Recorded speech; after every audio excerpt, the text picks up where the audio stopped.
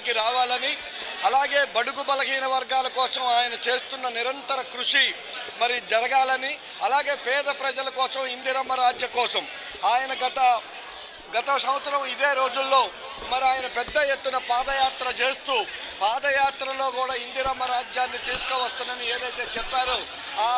ఆ యొక్క కార్యక్రమాన్ని పూర్తిగా తీసుకొని వచ్చి ఇందిరమ్మ రాజ్యాన్ని తీసుకొచ్చి ప్రజల ఆకాంక్షల మేరకు ఉచిత బస్ సర్వీస్ కానివ్వండి, ఉచిత గ్యాస్ కానివ్వండి, కరెంటు కానివ్వండి, ఏవైతే ఆనాడు ఇచ్చారో ఆ హామీలన్నీ కూడా నెరవేరుస్తూ ఈరోజు రాష్ట్రంలో విజయ పరంపర కొనసాగిస్తున్నటువంటి పెద్దలు క్రమం తప్పకుండా 4 సార్లు ఒకే నియోజకవర్గం నుంచి గెలిచినటువంటి ఘన చరిత్ర కూడా ఈ జిల్లా నుంచి బట్టి విక్రమార్క గారికే ఉంది. అలాంటి విలువలతో కూడుకున్న నాయకుడికి ఈరోజు జన్మదిన శుభాకాంక్షలు చెప్పడం మాకు చాలా సంతోషంగా ఉంది. మరొక్కసారి వారికి ఇంకా ఇలాంటి జన్మదిన కార్యక్రమాలను నడుపుకోవాలని, భవిష్యత్తు రాజకీయాలలో ఉన్నత